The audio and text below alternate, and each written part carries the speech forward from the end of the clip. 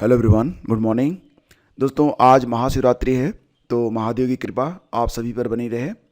देखो, पहली खबर है कि केंद्रीय विद्यालय इफ़को फूलपुर प्रयागराज से वैकेंसी आई हुई है। यहाँ पर कॉन्ट्रैक्ट बेस भर्ती की जा रही है और संविदा के आधार पर ये जो भर्ती हो रही है, इसके लिए आवेदन आप 20 फरवरी तक कर सकते हैं।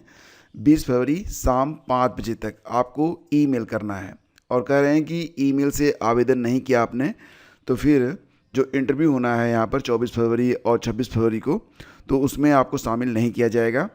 कागजातों की जांच सुबह 8 से 10 बजे तक होगी और 10 बजे के बाद अगर आप पहुँचते हैं तो फिर आपको इंटरव्यू में शामिल नहीं किया जाएगा। अगर अभ्यर्थियों की संख्या ज़्यादा होती है तो सेम डे पर एक लिखित एग्ज़ाम भी करवाया जाएगा और इसके बाद 10 अभ्यर्थियों को इंटरव्यू में शामिल किया जाएगा। ये जो कटिंग है ये आपको टेलीग्राम चैनल पर मैंने भेज दी है, आप जाकर देख सकते हैं अगर आप इंटरेस्टेड हैं। यहाँ पर कौन कौन से पद हैं, तो पीजीटी लेवल पर फिजिक्स, सोशियोलॉजी और कॉमर्स के पद हैं और टीजीटी में मैथ का पद है। इसके बाद देखें तो counselling and wellness teacher, socio emotional counsellor जो होते हैं, कैरियर काउंसलर, विशिष्ट अनुदेशक प्राइमरी लेवल पर, computer instructor, instructor for artificial intelligence यानी कि एआई आधारित, योग प्रशिक्षक, खेल कोच, प्राथमिक शिक्षक और बाल वाटिका 3 के शिक्षक। तो यहाँ पर वैकेंसी आई हुई है, तो अगर आप यहाँ पर आवेदन करना चाहें तो कर सकते हैं। सैलरी ठीक ठाक मिलती है, कोई दिक्कत वाली बात नहीं है। ये है कि आपको पहले ही बताया गया है कि अस्थायीकरण की पात्रता किसी को नहीं होती है, कॉन्ट्रैक्ट बेस पर यह भर्ती की जा रही है। बाकी जानकारी आपको नोटिफिकेशन मिल जाएगा। नोटिफिकेशन मैंने टेलीग्राम चैनल स्टडी विद ज्ञान प्रकाश पर भेज दिया है। लास्ट डेट इसकी जो है ये 20 फरवरी है, ध्यान दीजिएगा। और ईमेल के थ्रू आपको आवेदन करना है। ईमेल यहाँ पर दिया गया है, यहाँ पर ईमेल दिया गया है, ठीक है।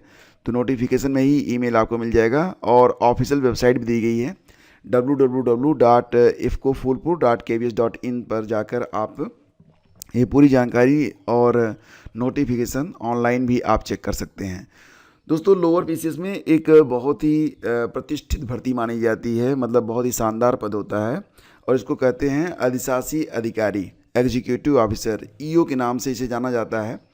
बेसिकली जो यहाँ पर इसकी योग्यता होती है वो स्नातक ही रहती है, लेकिन अब नियम ये बन गया है कि अभी जो वैकेंसी आने वाली है ना लोअर पीसीएस की, उसमें भी ये भर्ती रहेगी। अलग से भर्ती नहीं होती है, इसके लिए अलग से विज्ञापन नहीं आते हैं, लोअर पीसीएस में ही इसे डाला जाएगा। लेकिन आप अस्थाई तभी होंगे जब आपके पास ओ लेवल होगा।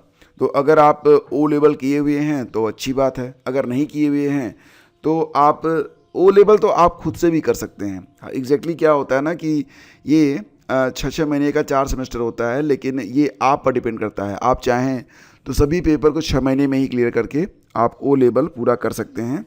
और इसमें अगर आप मेधावी निकले, पात्र निकले, तो जो फीस आपकी होती है वो भी रिफ़ंड हो जाती है और आपको स्कॉलरशिप भी मिलती है। तो आप चाहें तो नीलिट की वेबसाइट पर जाकर चेक कर सकते हैं। अधिक जानकारी मैं आपको एक अलग वीडियो में दे दूंगा, ठीक है। तो यहाँ पर कुल 300 पद इस बार होने वाले हैं, मतलब पदों की संख्या तो बहुत ठीक ठाक रहने वाली है। वैसे भी उम्मीद की जा रही है कि इस बार लोअर में हो सकता है कि पदों की संख्या 900 से 1000 के बीच में रहे। ज़्यादा भी हो सकती है, कम भी हो सकती है, अभी तो खैर नोटिफिकेशन के बारे में ही कुछ पता नहीं है। तो यहाँ पर ये जो वैकेंसी आ रही है इसकी एलिजिबिलिटी में चेंज किया गया है। अभी तक एलिजिबिलिटी की स्नातक थी, लेकिन अब कहा जा रहा है कि जो अधिशासी अधिकारी नगर पंचायत के पद पर भर्ती के लिए स्नातक योग्यता के आधार पर भर्ती की जाएगी, लेकिन अस्थायीकरण तभी किया जाएगा जब संबंधित कार्मिक द्वारा किसी मान्यता प्राप्त संस्थान से कंप्यूटर में ओ लेवल का डिप्लोमा प्राप्त कर लिया जाएगा। तो मान्यता प्राप्त का मतलब यहाँ पर नीलिट से ही होता है, ठीक है ना। तो चलो, वैकेंसी आएगी तो आपको बताएंगे, लेकिन आप अगर चाहें तो इसकी तैयारी कर सकते हैं। इसमें जीएस ही पूछा जाता है, ज़्यादा कुछ होता नहीं है। शानदार वैकेंसी होती है। इग्नू में बीएड और एमबीए के आवेदन शुरू। तो अगर इग्नू से आप बीएड करना चाहते हैं तो लास्ट डेट जो है, बस ध्यान दीजिएगा, 27 फरवरी ही है। और जो लोग बीएड के लिए आवेदन करेंगे तो उनके लिए यहाँ पर प्रवेश परीक्षा आयोजित की जाएगी। और इसके लिए आपको जो पोर्टल है ये है ignu-bed.samarth.edu.in index.php के माध्यम से आप आवेदन कर सकते हैं। इसके लिए एलिजिबिलिटी क्या है, आप स्नातक होने चाहिए, कम से कम स्नातक आप होने चाहिए। और अगर स्नातक में आप निर्धारित अर्हता धारित नहीं करते हैं, परसेंटेज वगैरह में दिक्कत है, तो पीजी के आधार पर भी आप आवेदन कर सकते हैं। तो अगर एमबीए करना चाहें तो इसके लिए भी आवेदन चल रहे हैं इग्नू में। और नेक्स्ट है कि प्रदेश स्तरीय भर्तियों में अभ्यर्थियों ने मांगी डोमिसाइल की अनिवार्यता। दोस्तों जैसा कि आप जानते हैं, बिहार, छत्तीसगढ़, राजस्थान, मध्य प्रदेश और झारखंड जैसे राज्यों में डोमिसाइल की व्यवस्था लागू कर दी गई है। बिहार में तो फिलहाल अब केवल अदर स्टेट के लिए 15% सीटें ही रखी जा रही हैं। तो इसी प्रकार से एक डिमांड की जा रही है, जो यूपी के रहने वाले अभ्यर्थी हैं वो भी कह रहे हैं कि उत्तर प्रदेश में भी जो प्रदेश के अभ्यर्थी हैं केवल उन्हीं को ही जो भर्तियां आती हैं, जैसे कि प्राइमरी लेवल पर पुलिस भर्ती हो गई, टीजीटी पीजीटी हो गई, असिस्टेंट प्रोफेसर हो गया, या फिर लोअर पीसीएस वगैरह हो गया, पीसीएस की भर्ती हो गई, तो इसमें भी जो प्रदेश के लोग हैं, जो प्रदेश के नागरिक हैं, तो उन्हीं को जो है शामिल किया जाए और एक निश्चित क्राइटेरिया रखा जाना चाहिए, क्योंकि इससे जो अदर स्टेट वाले आते हैं तो कभी कभी तो टॉप मेरिट पर बने रहते हैं और बहुत सारी सीटें अदर स्टेट को भी मिलती हैं। यहाँ पर ये मांग अभ्यर्थी भी उठा रहे हैं कि जब अदर स्टेट वाले हमें जॉब नहीं दे रहे हैं या नहीं देना चाहते हैं तो यूपी में भंडारा क्यों चल रहा है। मेन बात यही है। इस पर खैर कल काफ़ी चर्चा हुई है और सरकार को भी सूचित किया गया है। और प्रयागराज मंडल के क्षेत्रीय उच्च शिक्षा अधिकारी ने आगामी परीक्षा के फॉर्म में EPIC नंबर यानी कि ईपिक नंबर दर्ज करना अनिवार्य कर दिया है। कहा है कि 1 जनवरी 2026 तक जिनकी उम्र 18 वर्ष हो चुकी है वो ईपिक नंबर जरूर दें। अब ईपिक नंबर का मतलब यहाँ पर दोस्तों ये होता है कि मतलब इससे ना आपका मतदाता बनना कन्फर्म हो जाता है। बहुत सारे लोग 18 साल की उम्र के होते हैं लेकिन वोटर नहीं बनते हैं, तो एक तरीके से वोटर बनना आपके लिए कंपलसरी कर दिया गया है। विदाउट ईपिक मैंने कि वोटर ID कार्ड का नंबर अगर आप नहीं देते हैं तो फिर आप परीक्षा में बैठ नहीं पाएंगे। तो ये तो अच्छा काम है, ठीक है। OBC कटाव विवाद में लोक सेवा आयोग से हाईकोर्ट ने मांगा जवाब। तो हाईकोर्ट की लखनऊ पीठ ने समीक्षा अधिकारी, सहायक समीक्षा अधिकारी, RO ARO के पदों पर 2023 के लिए जो प्रारंभिक परीक्षा हुई थी तो अन्य पिछड़ा वर्ग के आरक्षण के मुद्दे उठाने वाली याचिका से पहले से विचाराधीन अन्य याचिका के साथ संबद्ध करके सुनवाई के लिए सूचीबद्ध करने का आदेश दिया है। विवेक यादव और अन्य अभ्यर्थियों की याचिका पर हाई कोर्ट ने उत्तर प्रदेश लोक सेवा आयोग को जवाबी हलफनामा दाखिल करने का आदेश दिया था। अब इस नई याचिका पर भी कोर्ट ने पक्षकारों को अपने जवाब और इसके प्रति उत्तर दाखिल करने का समय दिया है।